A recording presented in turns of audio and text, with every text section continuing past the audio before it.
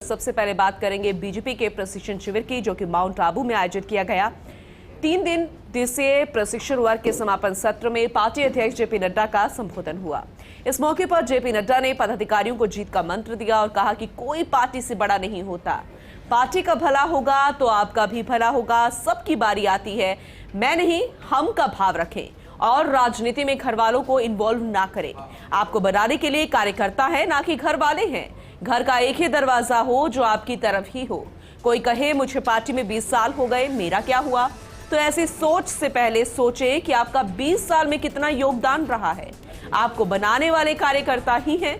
उनकी समस्याओं को सुने, उनके सुख दुख में साथ दें। जेपी नड्डा ने बीजेपी नेताओं से हर जिले में रिसर्च टीम बनाने की भी बात कही और जो अलग अलग विषयों और मुद्दों पर रिसर्च करके अपडेट दें। नड्डा ने कहा कि राज्य सरकार की नाकामियों को उजागर करें। कांग्रेस आज भाई बहन की पार्टी है, जबकि बीजेपी राष्ट्रीय पार्टी है। प्रधानमंत्री की गरीब कल्याण योजनाओं से बीजेपी के कार्यकर्ताओं की छवि बनी है।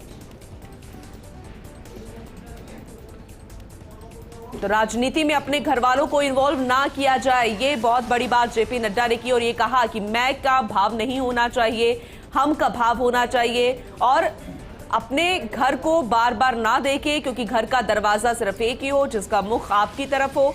और समापन सत्र के दौरान बीजेपी अध्यक्ष जेपी नड्डा ने अपने संबोधन के दौरान ये बहुत बड़ी बात कही कि पार्टी से बड़ा कोई नहीं होता और पार्टी को कार्यकर्ता बनाता है और ऐसे में कार्यकर्ताओं को सुना जाए, उनकी समस्याओं का समाधान हो। हमारे सहयोगी ऐश्वर्य प्रधान हमारे साथ जुड़ गए हैं, उनका रुख करेंगे। ऐश्वर्य, बेहद खास आज समापन सत्र रहा, 3 दिवसीय प्रशिक्षण शिविर था। जेपी नड्डा अपने संबोधन में बहुत अहम बातें उन्होंने कही। फिलहाल अभी क्या कुछ अपडेट?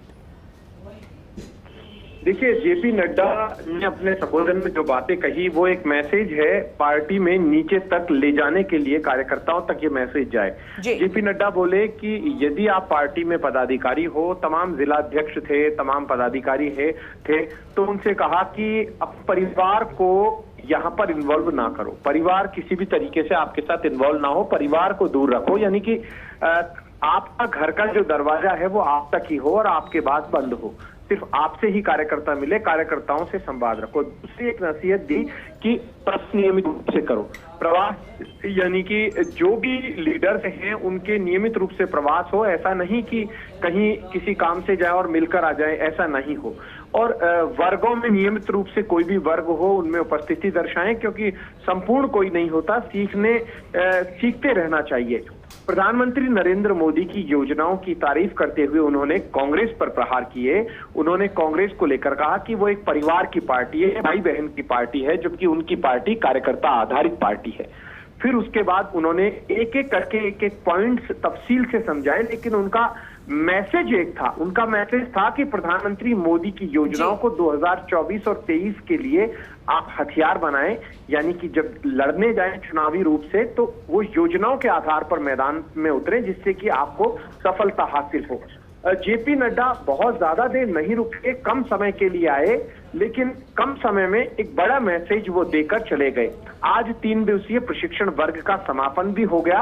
अब ये प्रशिक्षण वर्ग अलग अलग जिलों में और मंडलों में किए जाएंगे।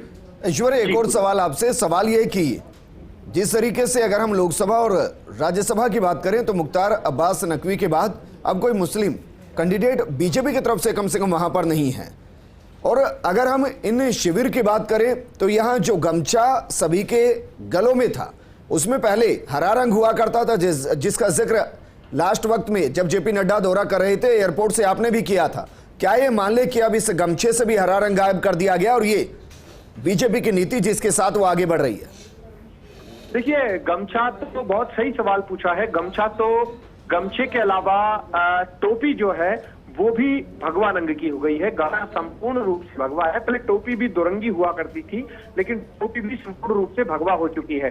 तो दोनों मैसेज है कि पार्टी भगवा की तरफ है और भगवा पार्टी का आधार स्तंभ कहा जा सकता है बीजेपी का, कि बीजेपी जिस विचार परिवार से ताल्लुक रखती है और जिस विचार परिवार से सीख लेती है, उस विचार परिवार के आधार पर चलती है।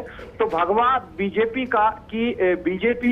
का हो सकता है कि भविष्य में बीजेपी का जो झंडा है 2 रंग का है, लेकिन ऐश्वर्या, एक और सवाल आपसे। सवाल ये कि क्योंकि भगवा की तरफ बीजेपी चल रही है, क्या ये मानकर चलें कि बात बेशक की जा रही हो कि प्रधानमंत्री मोदी की बीजेपी की योजनाओं को जनता तक पहुंचाइए, लेकिन क्या आपको लगता है कि कन्हैया लाल का प्रकरण, अलवल का प्रकरण, यही मेन मुद्दे होने वाले बीजेपी की तरफ से 2023 के लिए?